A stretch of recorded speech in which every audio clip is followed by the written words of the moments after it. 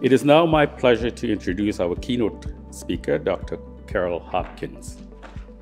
Dr. Hopkins is the Chief Executive Officer of the Thunderbird Partnership Foundation and is of the Lenape Nation of Moraviantown. She has spent more than 25 years in the field of First Nations substance abuse and mental health. Dr. Hopkins has co-chaired national initiatives known for best practice in national policy review and development, and her leadership has been engaged within health and mental health for First Nations, provincial, territorial, and federal governments. During her keynote address, Dr. Hopkins will be speaking about Indigenous mental wellness with a focus on the paradigm shift that is required to address how systemic racism has harmed the rights of Indigenous people to mental wellness. Dr. Hopkins will also discuss how to develop an understanding and strategies related to the issues affecting the mental wellness of Indigenous people.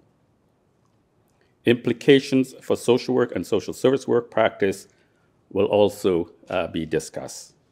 Please join me in welcoming Dr. Hopkins.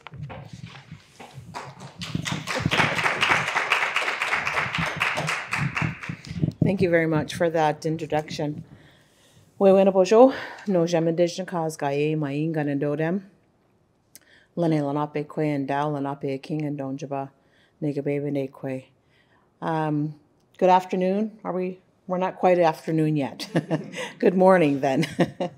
I am more than the job title and my career. So I want to let you know that I am of the Lenape Nation, otherwise known as the Delaware people. And there's 2 Delaware communities in all of Canada. They're located in southwestern Ontario along the Thames River. My father's family line comes from the Munsee Delaware First Nation, and my mother's family line comes from the Delaware Nation at Moraviantown, which is where I live and work.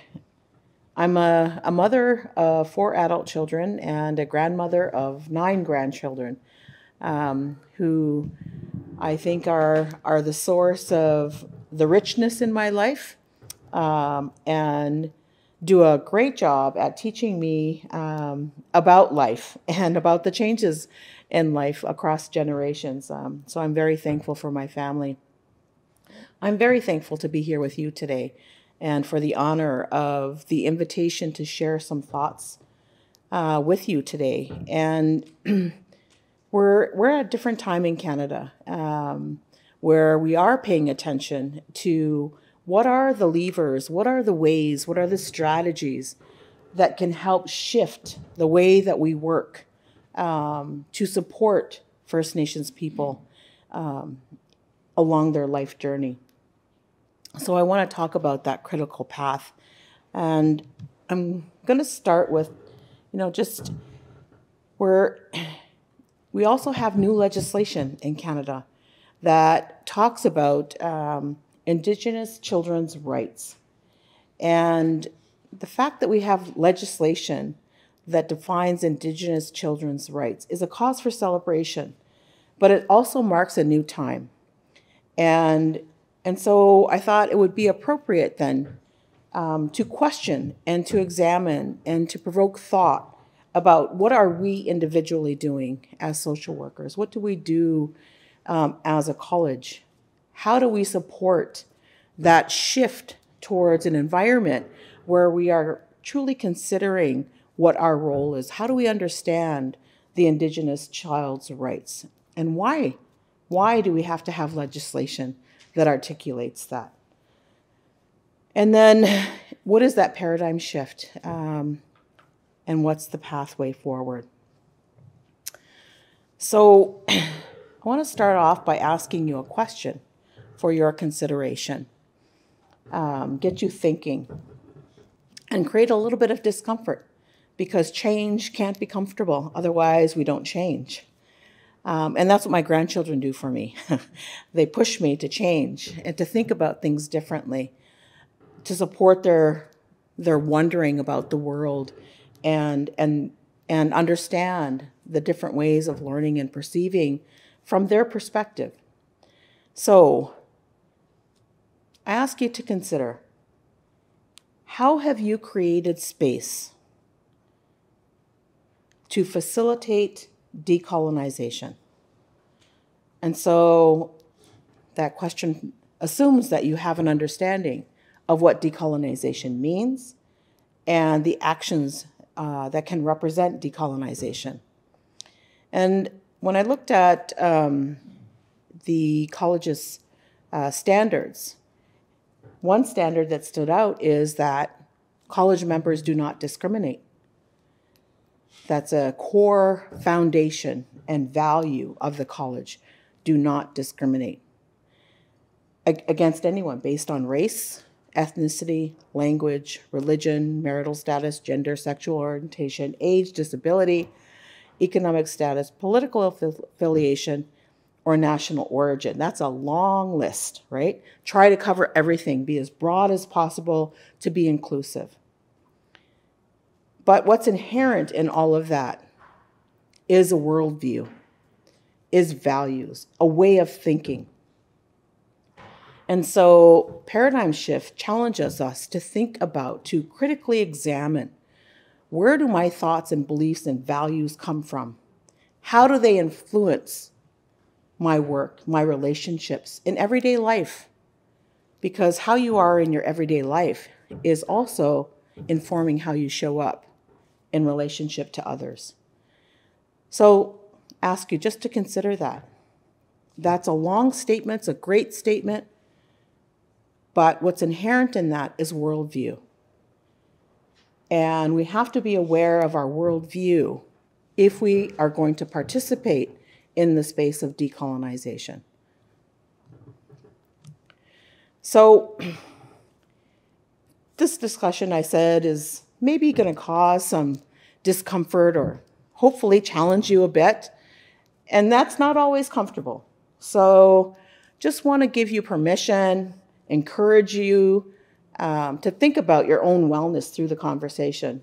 What kind of discomfort is it causing? Is it causing you to be frustrated, uncomfortable to some degree? So, when you find yourself in those spaces, that's great, because it means something is causing you to think a little bit more deeply, to engage. And to stay engaged, I want to encourage you, just, make sure your feet are flat, firmly planted on the ground, on this earth. Be connected. Notice what you're feeling and allow yourself to give some thought to that. And you might say to yourself in that discomfort, I'm going to deepen my understanding today. It gives you yourself permission to engage. Take slow, deep breaths. Oh, I love slow, deep breaths. When I'm uncomfortable, I have to put my hands under my legs and hold on and take a deep breath before I respond. Because I always want to help people to be able to listen rather than to shut down. So I hope I can achieve that with you today. And I love this quote, which says, "The eye only sees what the mind is prepared to comprehend." And so when we think about decolonization, what does that mean? What are the impacts? And for First Nations people, Inuit people, Métis people, we talk often about colonization and the impacts. Not so much understanding with allies about what decolonization means. It doesn't mean just being nice. It doesn't mean cooperation. It doesn't only mean that we get along. Oftentimes when we talk about getting along, co-developing, coexisting, integration, the underlying message is we're going to create space for you to participate, but you're going to participate and be like the rest of us. That's not what we're talking about. We don't want space where we can come along and be like everyone else. Decolonization is creating space where we can be who we are and not challenged, dismissed, where our worldview and our values are honored and acknowledged for the credibility it holds for creating wellness. And so cultural humility is being aware of ourselves first. And so in order to see a new way forward, we have to first examine, what are we prepared to comprehend? And it's okay to say, well, I didn't know that before, and I want to know it now. I want to examine ways that I can understand that more deeply. So I want to start off with this word. It's an Ojibwe word, Oshkabewis. And it means helper. And that's a loose translation, helper. But the underlying meaning of that word talks about a connection, often referred to as a helper in ceremony or cultural practice. And so what that's really talking about is that you're a helper to the spirit. And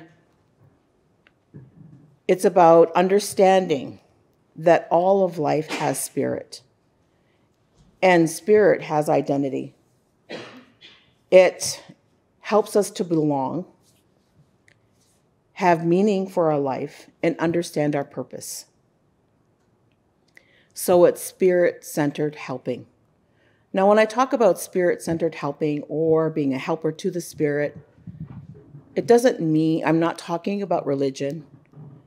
I'm not talking about only ceremony, because all of life is full of spirit. The land has spirit. Every being on creation has spirit. And it represents a core, fundamental perspective of our worldview. So all of our language is often talked about as animate or inanimate. And animate means that it's invested with spirit and it has a purpose. So all of the words that we have to describe creation talks about their spirit, identity, and purpose. Fish, trees, clouds, sky. There's lots of different words for what we call nouns in the English language. But those words, when they're spoken in the language, our original language as Indigenous people, it's often described as it's like watching a movie, because the animate aspect of the language means that it's talking about the purpose and the identity, and they're action-oriented, they're verb-based language. And so it's alive, our understanding of creation. And so why am I talking about all of this? It's an introduction to worldview and our understanding about how we relate to creation, but also how we relate to others. So when you think about your role as a social worker, how often do you think about the spirit of the individual that you're working with? The spirit of the family, their place and belonging in the community in which you're working with them. All has spirit. It doesn't necessarily mean that you're talking to them about prayer or, going to a church or going to a sweat lodge, but you're respecting their identity and what their values are, where they belong, and what their worldview is, and what's most meaningful for helping them. So spirit-centered helping asks us to consider specific identity, beliefs, and values of others. So just a little bit to begin the conversation about the rights of the Indigenous child. From the Wakatawin Lodge at the University of Alberta, and Indigenous lawyers there in partnership with their allies, they began a discussion to provide some guidance on the Act respecting First Nations, Inuit, Métis children, youth, and families, which came into law in January of 2020. And even though it's an act, from the legislation, we create policy standards and regulations to guide the implementation of that act. Well, in this legislation, it sets out national standards. And most significant about the legislation, it identifies and defines the best interests of Indigenous child. And it differentiates from all children by emphasizing the uniqueness and the specificity to First Nations, Inuit, and Métis children. And it says that in all child welfare matters, the rights of the Indigenous child must respect cultural continuity. So that's essential for the well-being of the child. The continuity of culture. Now, there are lots of First Nations, Inuit, Métis people who have been disconnected from their culture. They understand their culture in terms of their own identity, and their perception of society has been integrated into their own belief about self, and so might reject their culture. And so our role then as a helper, if we're spirit-centered helping, is to nurture pride in their identity and in their own culture. Culture is not only about behavior. So it's not just about the things that we do, whether we go to a powwow, whether we offer our tobacco, whether we sing our ceremonial songs. Those are all behavioral. But they come from someplace. They come from our identity. And so we have to reconnect to the pride in who we are. That will ensure cultural continuity. And the Act also says through these standards, child's care cannot contribute to assimilation or cultural destruction. So when we have allies, and we do have allies who are helping to look after our children, we can't say it's too expensive, it's too far to go, I'm afraid of those people, I'm not sure what they have going on over there and how to find that information. The laundry list of things that prevent that connection to culture, a connection to community, is no longer tolerable, and in this case is actually against the law. So working to prevent assimilation means we have to understand what is assimilation.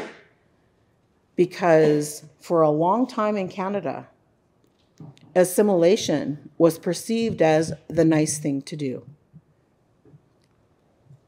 To create that space in the room where, we're going to open the door, you come in and participate and see how great life is over here. That's not cultural continuity. That ensures assimilation and cultural destruction. And the standards talk about substantive equality. So a child, an Indigenous child, must be able to access their rights. So what are their rights? And that the jurisdictional disputes for First Nations, Inuit, Métis people, we're always talking about jurisdictional disputes. What is the federal government responsible for? What is the provincial territorial governments responsible for? What are First Nations governments responsible for? And we've had horrible experiences in Canada because of those jurisdictional disputes. I'm sure you all know the story of Jordan Rivers Anderson, who died because of a jurisdictional dispute. Who was going to pay for his care? And he died in the process. That's Canada. And you think about the quality of life indicators that Canada has set for the whole of the country.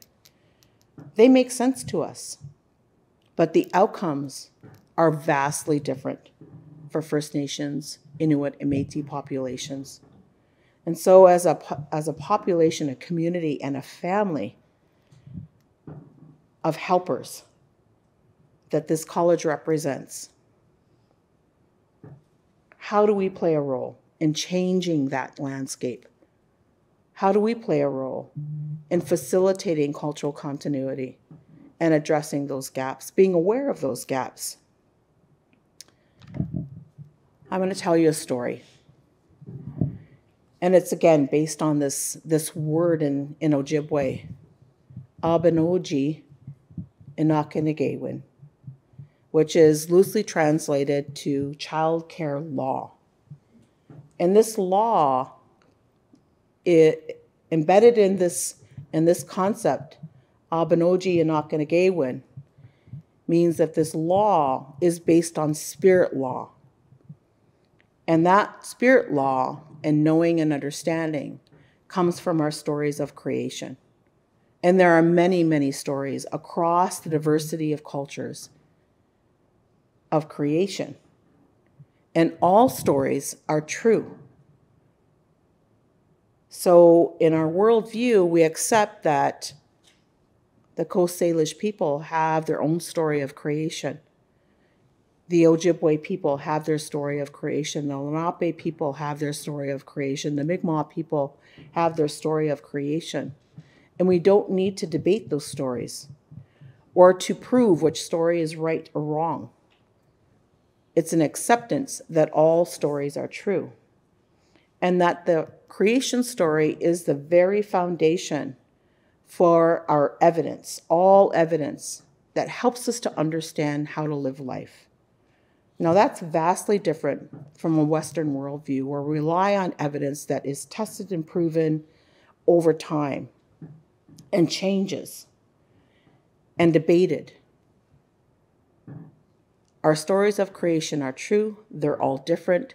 There's acceptance of the differences, and we understand those stories not like we understand the English word stories, but that knowledge base is the foundation of our evidence. So Abenoji means raising the spirit of the child. Again, it's language that calls our attention to every individual has a spirit, and that spirit carries an understanding of our purpose on this earth, that our life has meaning. And the responsibility of all those around that child is to understand what is their purpose in life? How does their life have meaning? And what is my responsibility in sharing the nurturing of that meaning and purpose, attending to their spirit? So this is a picture of one of my grandsons. And he was so much in a hurry to come into this world. His mother was hospitalized way before it was time for him to come into this world. But he came into this world early, and he was premature. You know, lots of fear, lots of anxiety, lots of anxiousness about that.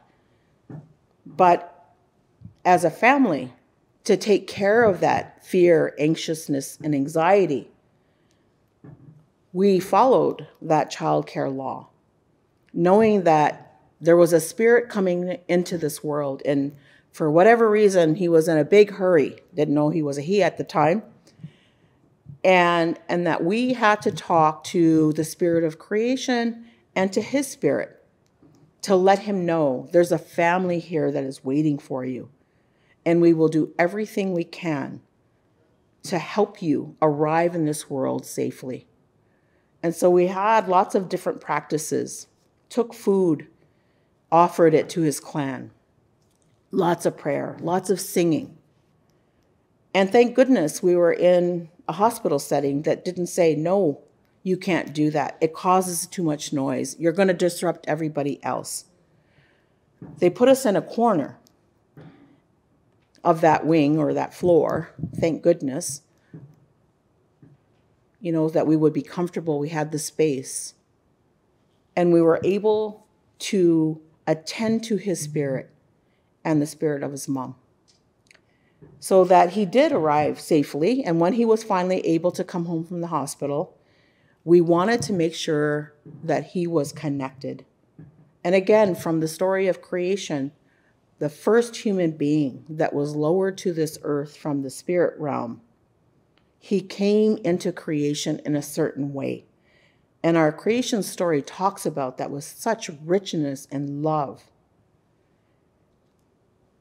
It communicates an understanding of belonging. And so when we are practicing social work, how do we facilitate belonging? How do we practice belonging? How do we nurture belonging? Means we acknowledge the differences, the things that scare us, and understand that it isn't just our human ability to influence belonging and change and acceptance, but we have to rely on the spirit as well. That nothing in life moves without the blessing of the spirit. And so when he came home, we dressed him up in this tikanagan. This tikanagan is a critically important way of taking care of our children and dressing up their identity. That's the significance.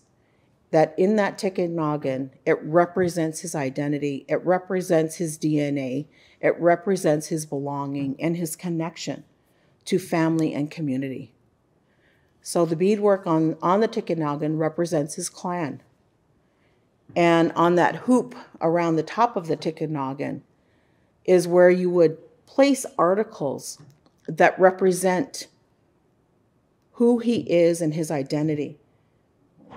Because when we understand what our identity is, then we can purposely nurture that. The identity and the meaning and the purpose of him, not necessarily what we want him to be, but his identity as given by the Great Spirit is essential so that he can walk that path in life. So the best interests of the child. How many children are apprehended at birth? How many children have a police officer present at birth? First Nations, Inuit, Métis children. How many enter the world with that experience? We know from research that the earliest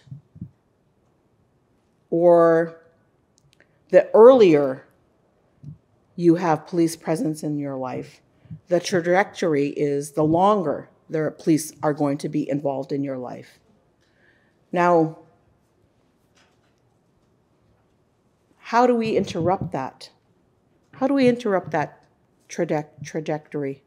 How do we ensure that they're more connected to family and community, to their purpose, to the meaning of life, than the relationship with an external body that is in place to protect society, to protect individuals? How does that protection that comes from police nurture the spirit of children?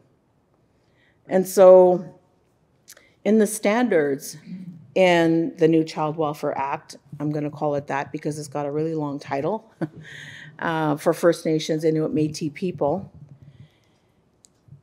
it provides guidance on super-weighted factors. So when social workers go to court about the care of children and their families, the judge needs something to hang his hat on to make decisions about the care of that child.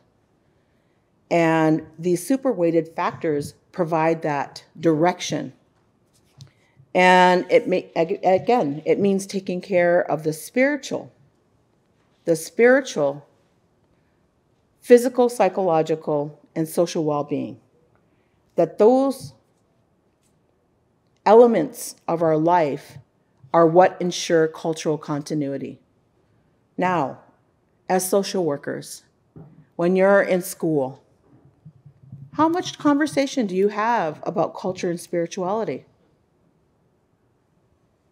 How much practice-based experience do you have that talks about culture and spirituality, or the worldview that understands culture and spirituality different from religion and faith-based practice?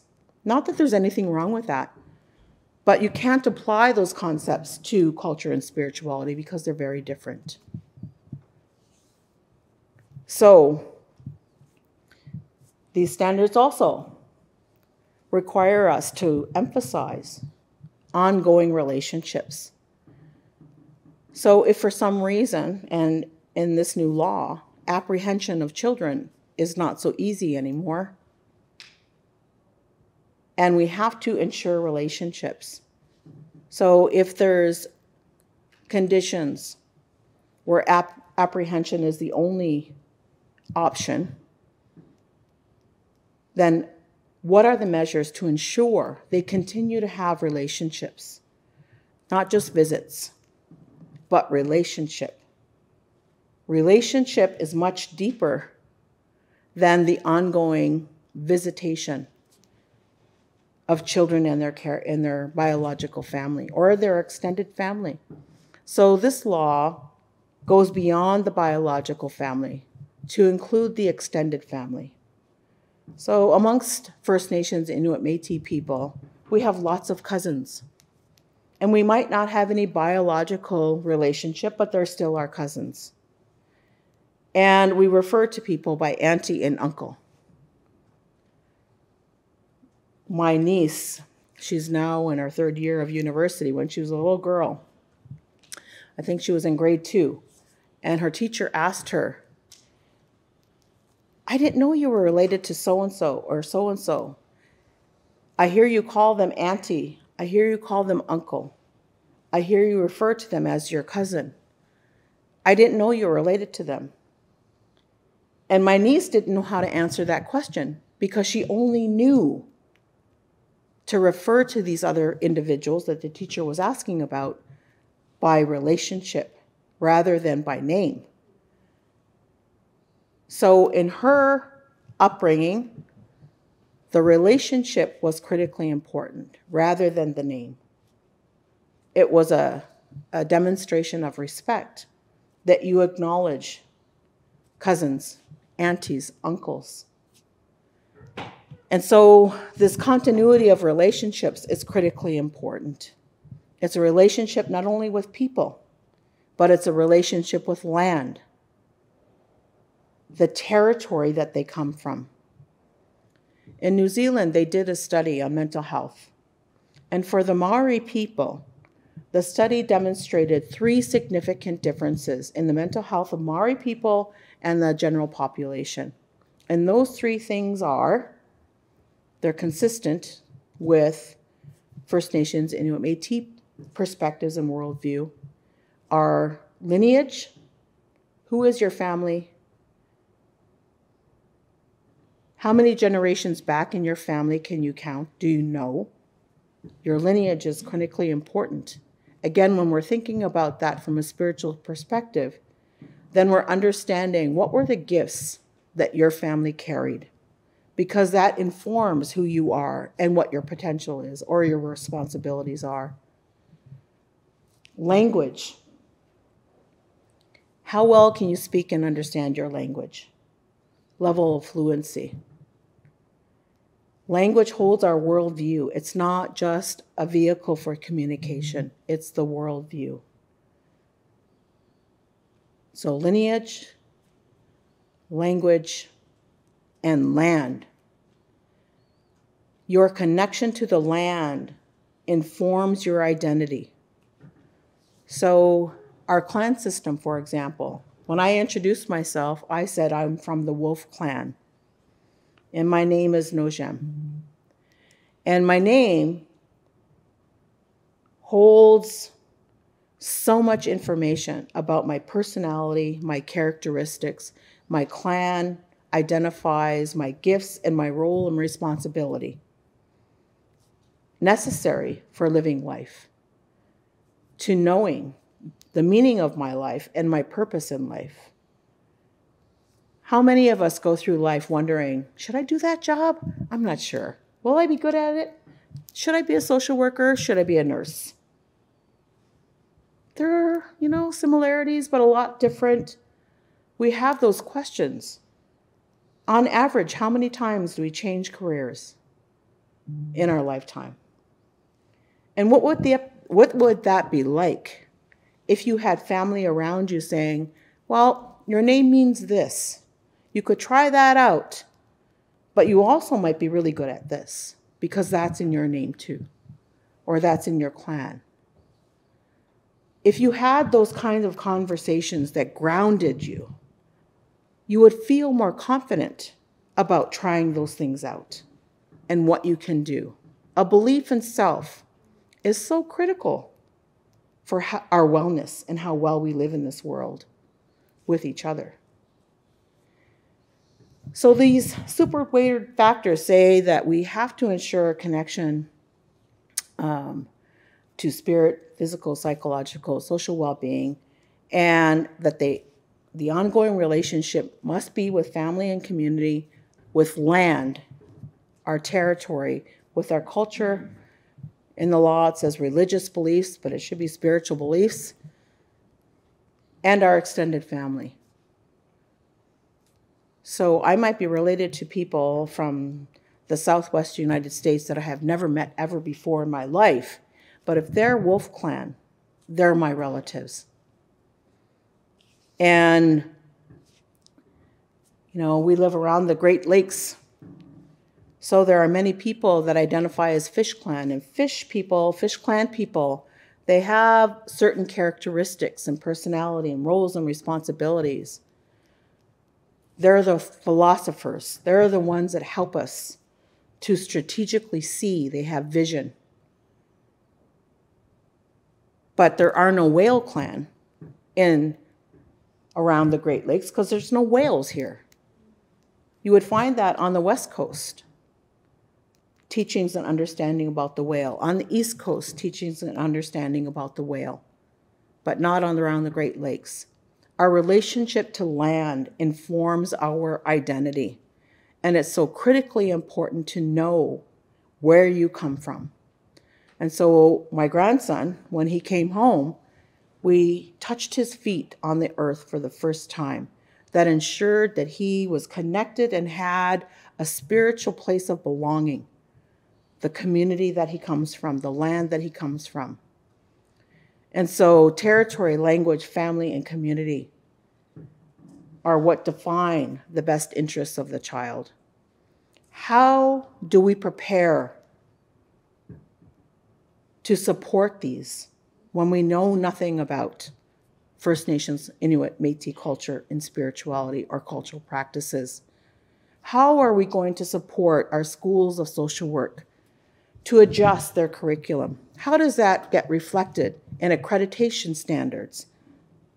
How does it get reflected in the competency of the profession that is teaching social work? I want you to think about those things. How are you going to play a role in that? That's our challenge, because this is a law. And there are provinces that are fighting this law, pushing back on it for lots of different reasons. But as a school of social work, what are we going to do to facilitate this change? So these are other grandsons. And I talked to you about the Tikanagan a little bit, but these are not Tikanagans. They're referred to as moss bags, but they're dressed up in a way that represents their identity. But beyond the beading, an important and critical component of the way they're dressed up is the way that they're tied within these moss bags or in the Tikanagan, because it's an ever-present reminder that we are caring for the DNA of that person, of that infant, and that the world around and the environment that we create influences the nurturing and the expression of their DNA. And so we didn't call it epigenetics, but it's an understanding of the science that is held within our creation story that we knew this. And we have teachings that talk about this. The relationship between environment and our DNA is within this, what seems like very simple cultural practice, so critically important for our identity. And so when we are intervening with families or supporting families, and unfortunately, the laws are at the intervention stage. What's different about the Indigenous child welfare legislation is it places emphasis on prevention, not waiting, but preventing things that will harm, interfere, or impede the best interests of the child. And so if we practiced social work with families, First Nations, Inuit, Métis children, now Inuit may not have the same design, but they do have a way of wrapping their children and holding their children close to them, a cultural way. We all have different methods, but have the same meaning and same understanding about raising our children. The spiritual law of raising the spirit of the child. So language is the foundation to health promotion. If we're talking about prevention, then we have to understand that our language is so critically important for understanding our worldview and the meaning behind cultural practices. And I encourage you to question what is the meaning behind the behavior. Because for far too long, we have invested in cross-cultural education. And that has largely focused on behavior. And so we end up developing rules, whether they're unspoken or codified rules that talk about how we're supposed to do something. Well, I thought you're supposed to go around the circle to the left, and now you're going around the circle to the right. Which is it? You're so confusing. If I'm going to practice this, then, get it clear. We have to have a standard and way of practicing in order for it to be considered a good practice. That's not going to work because this legislation says cultural continuity of the child who might be from a culture that does go around the circle to the right, or might be from a culture that goes around the circle to the left, and both are correct. Remember what I said earlier. We have different stories of creation, and all of them are true, and they are the foundation for our evidence about what creates life. And that's our mandate as Ashkabewis, is to facilitate and support and nurture life. We have to know what the meaning is behind the culture, rather than just creating. We could say, well, circles are important. When we're sitting together in a circle. That's the common element. But how we go around the circle will have meaning specific to the culture. So when I was talking about the moss bag or the tikanoggin and raising the spirit of the child, there also is this understanding that is conveyed in Ojibwe language again, that the DNA is understood as spirit seeds. And so the language that conveys that is monodo menis. Now, that's a contemporary word used to describe beads, like on my necklace, beads. But where it comes from is the understanding that our DNA for all human beings has elements that are the same, but specific to our worldview and our understanding. The Great Spirit strung those seeds, those spirit seeds together to make us unique and who we are. And so taking care of those spirit seeds is our responsibility as family. That those spirit seeds is not just physical DNA, but it's spiritual DNA as well. And that's our responsibility, to nurture an understanding of who that spirit is, their personality, their characteristics, their strengths, their gifts, and their potential. And we've had this in our culture, but we know that Canada outlawed it through the Indian Act.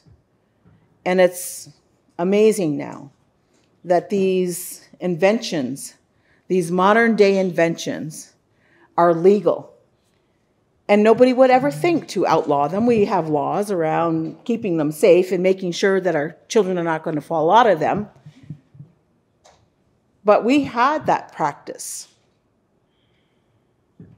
We knew these things. We had science. We had an understanding. And now we're in a day and age where we can talk about that.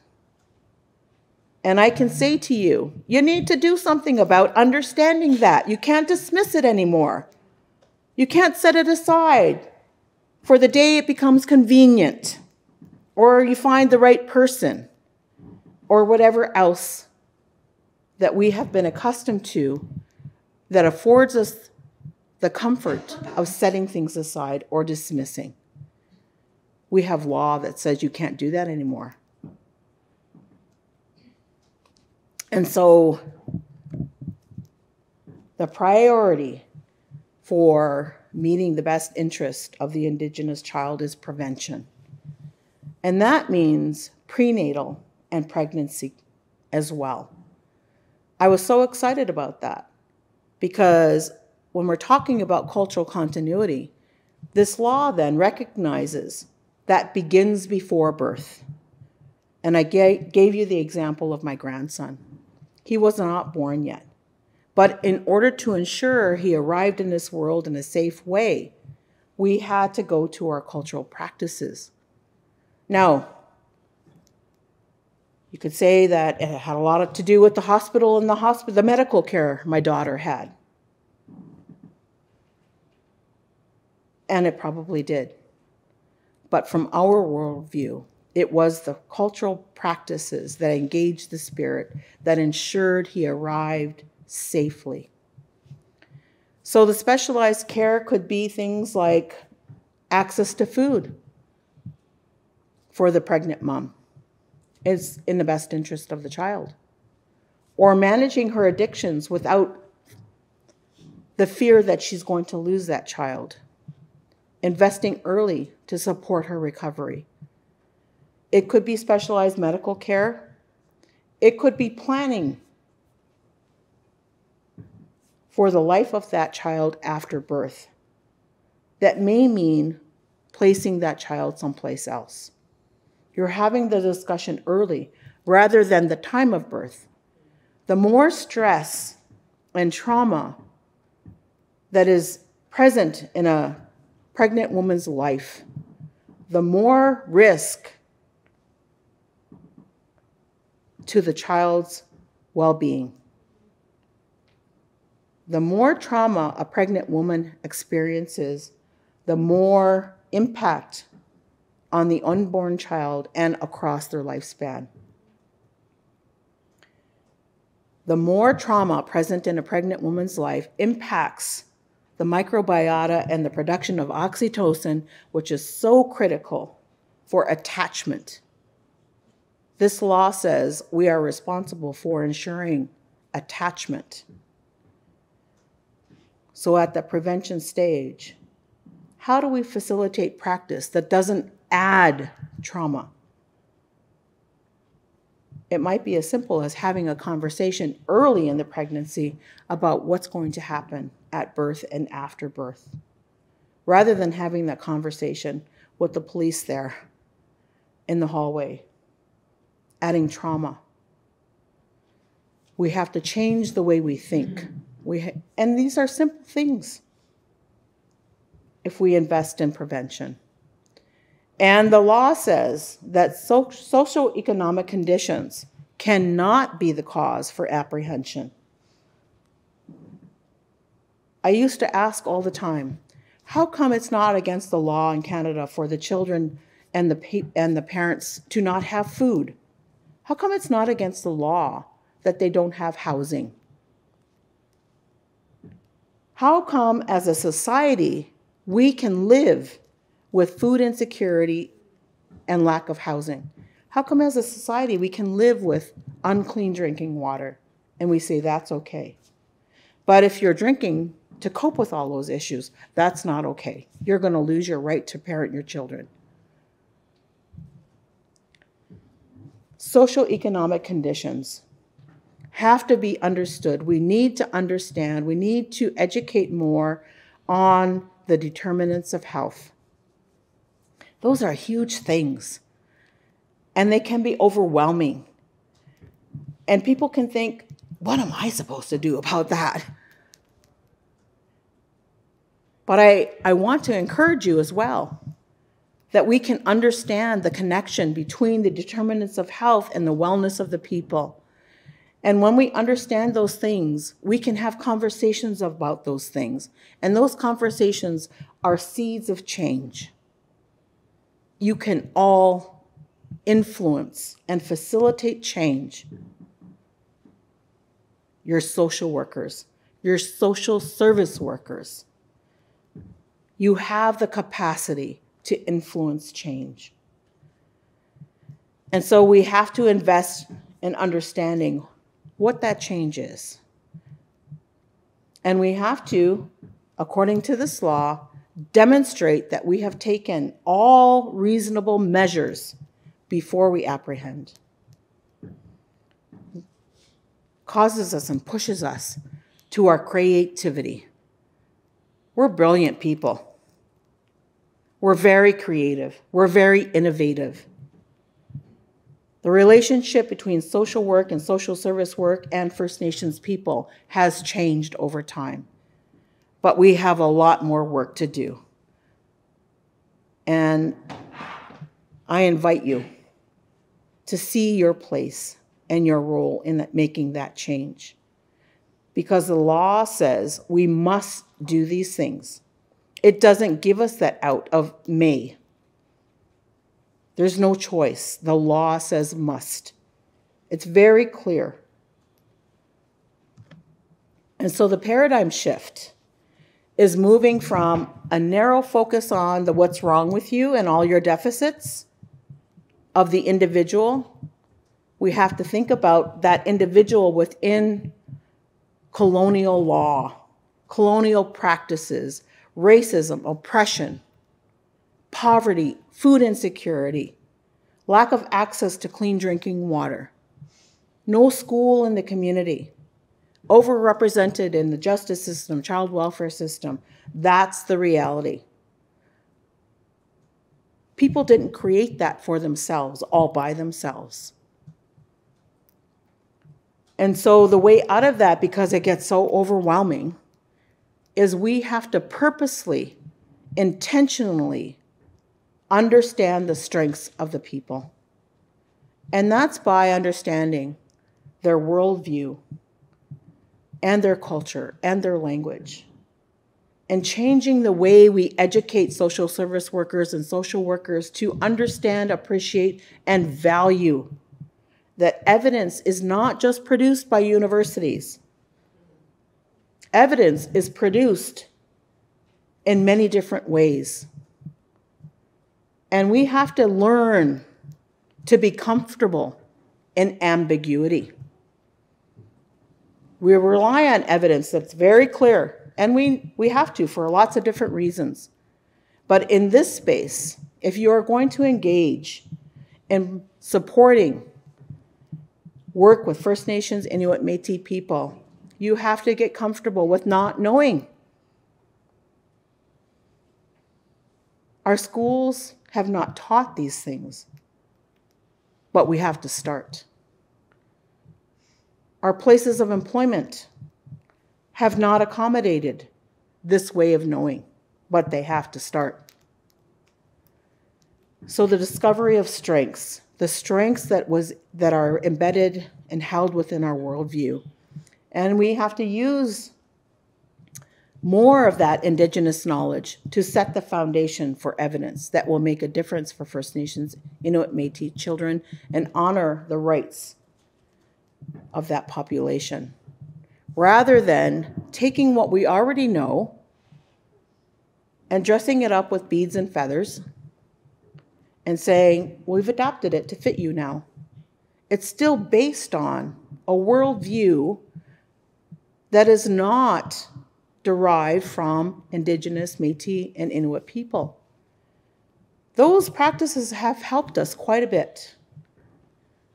But where is the evidence that they have made significant change for First Nations, Inuit, Métis people? So we're pushed to use the evidence, but somehow there's a lack of caring about the evidence on the outcomes. And so we have to change from our narrow focus on creating something for individuals to thinking about, well, what difference does that make for that individual, but also their family and community? How does change or investments or practices or programs or policies impact outcomes for families and communities? And we have to, this is saying that we have to learn about how we coordinate fragmented services, to understanding how do we integrate models of funding, but policy and service delivery. How do we bring them together? So consider, what is it that you carry within yourself? What is it that you carry within yourself that facilitates working in a different way? And if you close your eyes, that's what this quote is saying. I shut my eyes in order to see. Who are you? What are your values? What are your worldview? What is it that drives your purpose? What is it that you understand about the meaning of your life? How are you connected and firmly rooted in the land of this country that we call Canada, that honors the people who are Indigenous to this land, that were born from this land, who are fed by the ancestors who are buried in this land? What is it that you carry within yourself that allows you to think about that? At Thunderbird Partnership Foundation, through a national research project, we wanted to identify what is wellness from our worldview across the diversity of cultures. And so we had a 3-year research project where we asked, what is wellness? From your own knowledge, from your sacred knowledge societies, from your community knowledge, not from what you learned in school, but from that lens of our own Indigenous knowledge. What is wellness? How is it defined? When we use our culture, what culture practices do we use to facilitate wellness? And when we use those practices, what should we expect the outcome to be? And the outcome across the diversity of cultures, people said that when we use culture to invest in supporting spiritual, emotional, mental, and physical wellness, that the outcome should be hope. We should create hope. We should create an attachment to hope. So it's not just like a balloon that floats off into the universe and we never see again. Hope has an anchor. Belonging, meaning, and purpose. And so facilitating that across the lifespan is a teaching that Peter O'Chase, a Kewinini, an old man who has gone on to the spirit world now, lived in the mountains in Alberta, off the grid, never had a piece of government ID, and lived according to the teachings of his people. He talked about the spirit journey through the lifespan that went from pre-birth to death and after death. What is it that we understand about the spirit and the developmental stages of life and what is necessary to invest in life.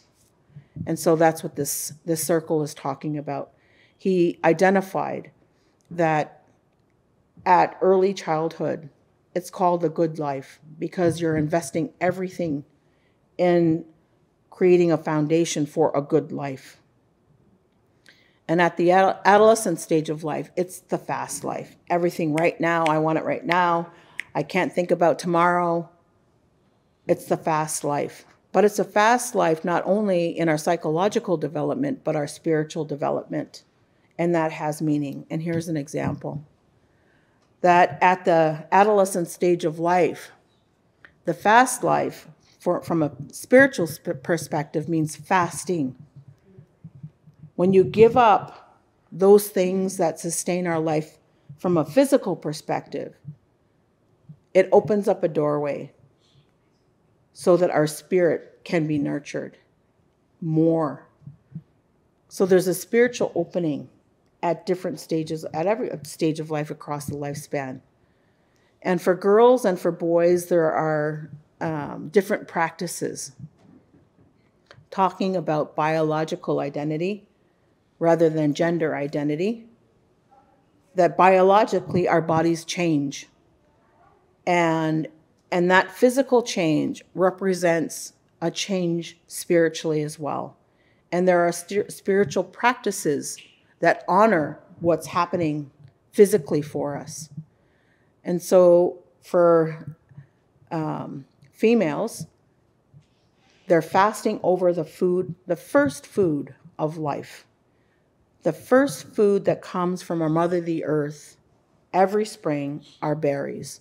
And berries grow across this land, across all cultures. They have a relationship with the land and the berries of that land. But that's the very first food from our mother, the earth. It's as critically important as a mother's breast milk. But the meaning behind the fasting over the berries is significant. At the same time, males, the physical change that is happening is the change in their voice, their sound. And so that's a marker about spiritual change as well. And there are practices that are necessary to take care of his spirit at that time. And so those fasting experiences are about igniting the seeds of life that will help to further understand meaning and purpose, where they belong, and their identity. And so some of the things that fasting teaches is how to manage fear. How old were you when you noticed that you were no longer afraid of the dark? I had 4 kids already. How old were you when you learned that you didn't need to be afraid of the dark? There's so much richness within fasting that teaches about managing emotions and understanding fear is a primal emotion. It's designed by the Great Spirit to protect us, to keep us safe. But as we grow and experience change, we need to understand the importance of fear. What gives us confidence to take safe risks, to understand consequences of our behavior. At that adolescent stage of life, that's called the fast life, instant gratification, is what we're most challenged with as adults. And our job is to teach delayed gratification. How do you manage what you want so badly right now and think you're going to die if you don't have it? To understanding the benefits, the long-term benefits. How do you manage that moment in time where everything is right now and teach delayed gratification? The practices of fasting are centered on prayer and relationship with spirit, and teaching belief that if you have relationship with spirit, you can have faith that whatever it is that you're looking for in life will come. That's delayed gratification. I used to be a director of a youth treatment center. And one of the practices was youth had a choice to go fasting while they were there. Now, we had to do a lot of explaining with the ministry when they came to do our licensing review about how were we ensuring the rights of those children to food when they were going in the bush in a little lodge built of saplings without food for a period of time or without water for a period of time. It was explaining our worldview and our right to use our own culture to facilitate wellness and to assert that that ministry person who was coming to do the licensing review had no capacity to question what we were doing, had no right to question what we were doing, had a right to ask about how we were ensuring safety, but no right to question whether we should be doing this or not. And that's what the new child welfare legislation says. That's the right of children. So these youth that participated in this treatment program for addictions, there was a young girl. She said she started her menstruation for the very first time. And so that meant talking about fasting and what would be included. And she was going to go home, not be in our care forever. How would she manage fasting from a distance? What would it mean after a year? How would we facilitate the completion of that fast? Because it's a year-long process. And she said, I want to pray for my mom. She's addicted to opioids. And that's what I'm going to focus on. And it's going to be hard and challenging because nobody in my community understands this. But I want to do it. And she did it. And after a year, she came back to the treatment center with support. And she talked about that experience of learning about herself and her belief that what she did was going to have a long-term impact, not only for her own life, but for her mother. And over time, she saw her mom go into an opioid agonist program. And for her, the belief was that she was instrumental in making that change happen. She believed in what she was doing, and she believed that her mother made that decision because of her support, because of the Spirit's support. And who are we to say that's not true? Elders have said to us, you have to teach people how to believe. And I used to say to my staff, I can't make you believe, but I can say to you as an employer, do not get in the way. You cannot speak against this, about these practices. And you have to participate. So when it means going into the bush to pick medicines, you better come to work with appropriate clothing and shoes because you're going to go in the bush to get the medicines. But I don't live that way. I believe this. That's okay. I'm not asking you about your personal beliefs. I'm saying as an employer, to do this job, you must do these things. What employer says, well, we run a program for moms and kids that's based on cognitive behavioral theory. And as a new employee say, nope, I don't believe in that. CBT? No, it's not for me. And the employer is going to say, yeah, okay then. That's all right. You don't have to do that. And you can still keep your job. What employer would say that's okay?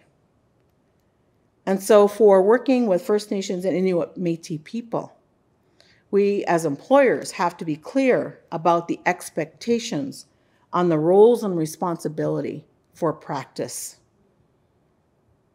I can't make you believe, but you cannot speak against it You cannot exempt yourself from participating and supporting the cultural program that is set for the youth or children in our care.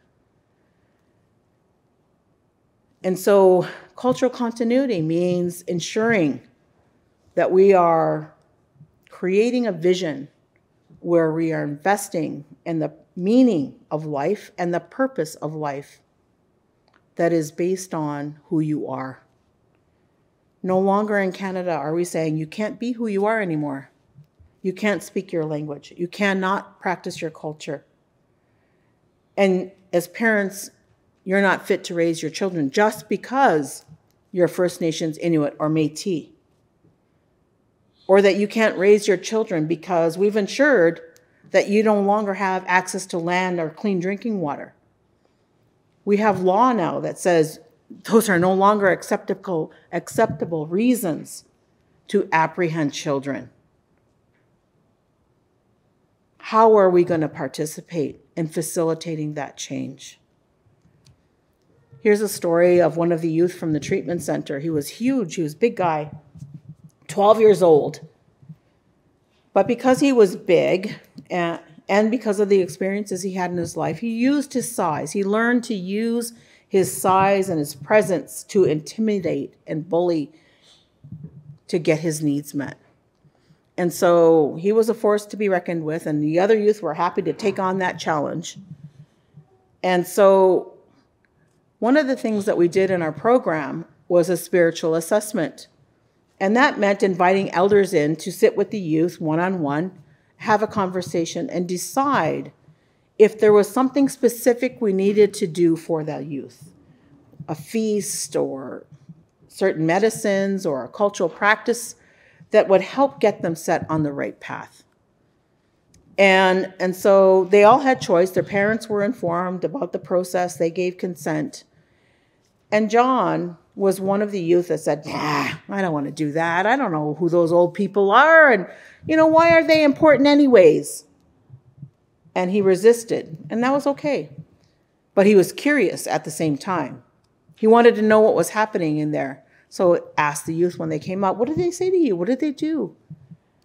And finally he came to a point, I want to go see them, check them out. So he came in, they had conversation, got to know each other.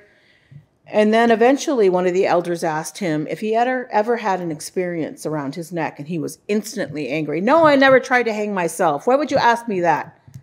Well, we can see something around your neck. Well, what does it look like? And he said, well, the elder said, well, it kind of looks like fuzzy, when you can't get your television channel to come in and it's all fuzzy. That's what it looks like around your neck. Well, how come you can see it and I cannot? So they talked to him about spirit seeing. That's their gift. And so he said, the elders continued to talk to him, and they said, well, we can help you with that because it's having an impact on your life. What do you mean by that? And they said to him, well, sometimes I bet it stops you from saying what you really need to say. Or maybe it stops you from knowing what you're really feeling. And the way you think and the way you feel are somehow not connected. And so they talked to him about that so that he could see the example and see that for himself. And so they said, he said, well, what are you going to do to help me out then? And they said, well, we're going to use these medicines and smudge you, and we're going to sing a song. He said, that's it? You don't have to touch me or anything like that? And I don't have to talk about? And he said, yep, that's it. So they did that, smudged, and they sang a song. And then they gave him a prescription. And the prescription was peanuts and blueberries. And they said that whenever you feel like you just want to haul off and hit somebody or something, or get into an argument, go to the kitchen and ask them for your medicine. And you'll get one bowl of blueberries and one bowl of peanuts, no questions asked. And then just sit down in the dining room until you're done eating, and then go find somebody to talk to. And so he did this over time. The blueberries are the spiritual medicine, the first food from our mother, the earth. that helped to clear that path. And the peanuts were a behavior modification technique. By the time he took the shells off the peanuts, he had de-escalated in wanting to punch somebody or get into an argument or bully someone. And it helped him and gave him the time to connect his thinking and his feeling. Then he could go talk to somebody about his emotions and what his actions could be. Cognitive behavioral therapy. And over time, he learned to manage his emotions. He learned to understand what his choices were. He learned to develop responsibility for consequential thinking. And as opposed to medication that could have been given to manage his outbursts, his inability to control that. And so that was a spiritual assessment. And it was critically important to his healing and how he used substances to cope with the unresolved trauma. It opened up the possibility then for him to connect to the trauma behind the substance use. And so when we don't use our own worldview, when we don't use our culture and the evidence that we have as Indigenous people, what do we have? Pre-birth, we have intergenerational trauma. We have babies born with addictions. We have attachment disorder. We have neurological damage. We have the trauma of sexual abuse. We have the trauma from suicide. Those are the familiar stories when we are talking about how we help First Nations, Inuit, Métis peoples. That's the common discourse. And we have to change that story by understanding worldview, values, and ways of being to facilitate wellness. And we created the First Nations Mental Wellness Continuum framework as a guide to facilitating wellness. And I could talk about that framework all day, but I won't. You can find it on our website. And again, you know, this was our research that led to the understanding of hope, belonging, meaning, and purpose. But I ask you to consider using these same questions to think about how to facilitate change. What is a whole and healthy person? And how do Indigenous people define a whole and healthy person? And what are their culture-based practices that facilitate wellness? And what do they know about the outcomes that they should expect from using their own culture? For us, these were the common cultural practices that were noted across the country. They said you have to use language. You have to understand language. You don't necessarily have to speak it, but you have to invest in knowing the meaning and worldview held within the language. You have to talk to elders. You have to pray. Sweat lodges. There's many different practices, singing, crafts. These are the cultural practices that are important, that people are using across the country to address addictions and mental health. It doesn't say everybody has to do it the same way. You have to pray the same way. You have to run your sweat lodges all the same way. It says those are common cultural practices. Everybody will do it specific to their culture and the land that they come from. And that makes a difference.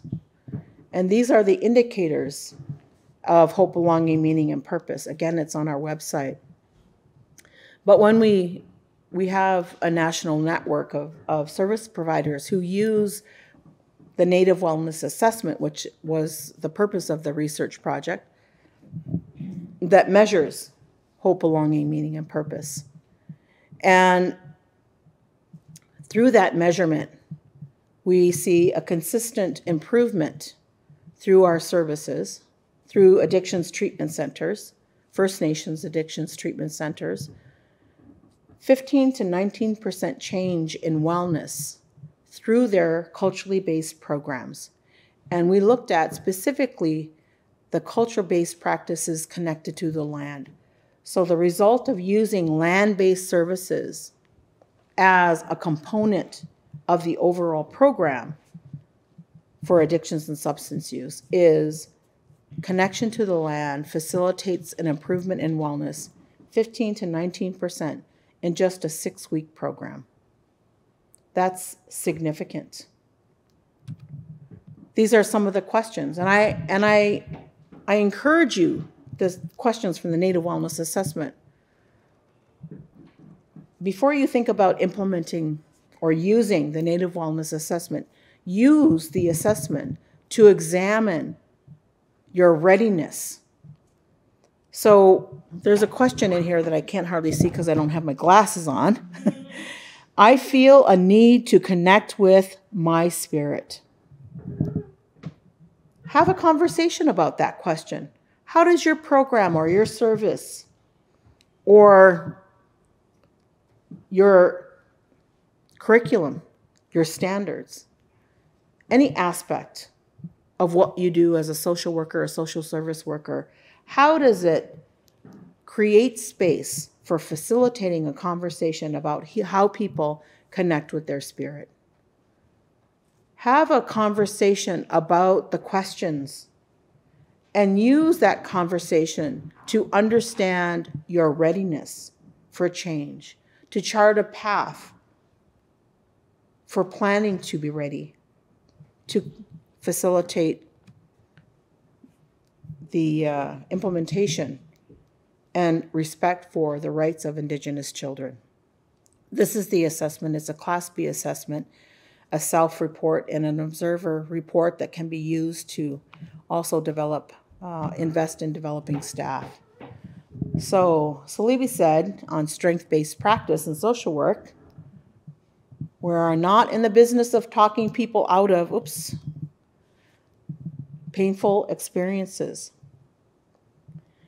But there is reframing to be done to help develop an attitude that's connecting our thoughts and feelings. Attitude is informed by our thoughts and our feelings, our beliefs.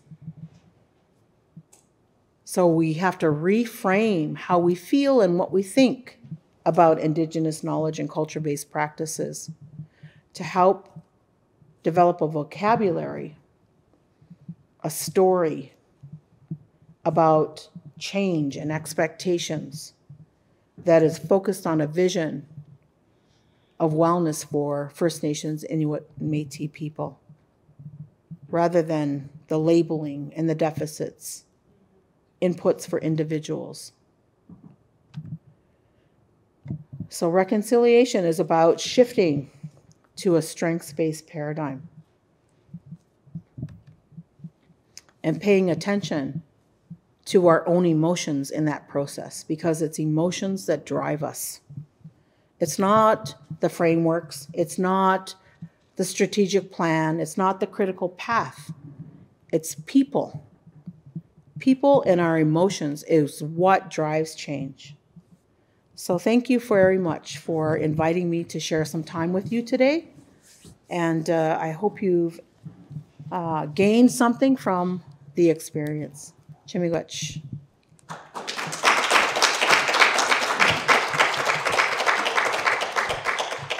Thank you, Dr. Hopkins. We have had a ton of comments being posted on the virtual portal during your presentation. All positive comments and some questions as well. So we will take a few moments to answer a few questions. I will just take just a moment to read through a couple of the comments. So beautiful and profound. Thank you. Thank you, Dr. Hopkins, for such powerful points. I am so pleased with this powerful and inspiring presentation. I will repeatedly listen to this presentation. My deepest gratitude to Dr. Hopkins. And again, many people commenting that they will be rewatching this talk on demand today to rehear what Dr. Hopkins has to offer. So thank you very much. So generous. Thank So you. I thought I would take a few minutes just to ask some questions. A lot of questions around what are the best sources. Dr. Hopkins, can you please share some best sources to learn more about Indigenous worldviews and Indigenous culture and practice? Yeah, I encourage you to go to our website, thunderbirdpf.org. There's a document library there. And in the document library, there's one page with the Cultures Intervention research products. So the Indigenous Wellness Framework, the Native Wellness Assessment, a number of journal articles that were published based on the development of the assessment, a facilitator guide and a participant workbook to support conversations around Indigenous wellness. And then there are other pages in the document library that offer resources specific to like guides. There's a service delivery model for land-based services that talk about how land is used for prevention, intervention, self-government, self-determining skills and behaviors. There's a guide for crisis prevention and response. There's a lot of resources there. We also have another website that is called Wise Practices, wisepractices.ca. And that has stories and resources that support the conversation on life promotion. Not ignoring suicide prevention, but with a more strength-based perspective, focusing on life promotion. If you invest in life promotion, that is suicide prevention. So stories about what communities are doing, programming, resources from those programs and services. We have another website called Culture for Life. And on that website, there are 4 videos right now of youth talking about how culture makes a difference, how they understand hope, belonging, meaning, and purpose. So those are some of the resources. The National Collaborating Center for Indigenous Peoples' Health also has a number of resources on reconciliation, on anti-Indigenous racism, for public health, and yeah. That's great, thank you. And for those watching virtually today, as a reminder, you can access Dr. Hopkins' presentation just below the screen. So if you scroll down on the page where you're watching the live stream, you can pull up her PowerPoint presentation, and then that last slide will have the Thunderbird PF website, as well as the two others she mentioned, so cultureforlife.ca and wisepractices.ca as well. I have literally hundreds of positive comments flying through right now on the virtual portal.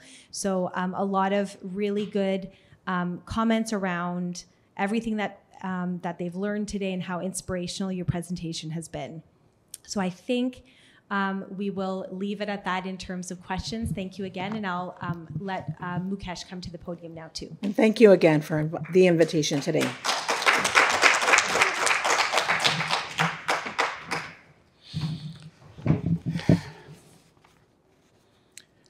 Thank you.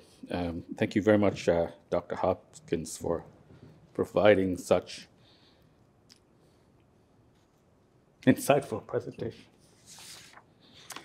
Thanks for challenging all of us to think deeply about our own thought process and what's driving those thoughts, behaviors, and feelings as it relates to Indigenous people, children in particular. I think we all have a responsibility to continue to reflect critically upon our assumptions and give space for dialogue on these challenging and important issues. On behalf of the college, thank you again for your thought-provoking and passionate keynote address. Thank you very much. Oh, thank you.